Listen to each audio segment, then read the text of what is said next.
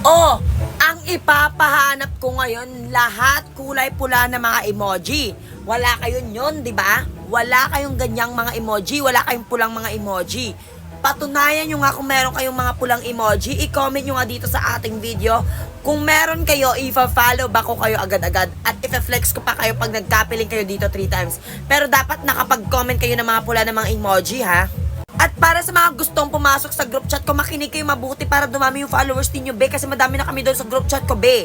Oh, mag-subscribe lang kayo sa ating YouTube channel kasi doon ako bumabase ng mga ipapasok ko sa group chat ko kung sino lang yung nakapag-subscribe sa YouTube channel ko.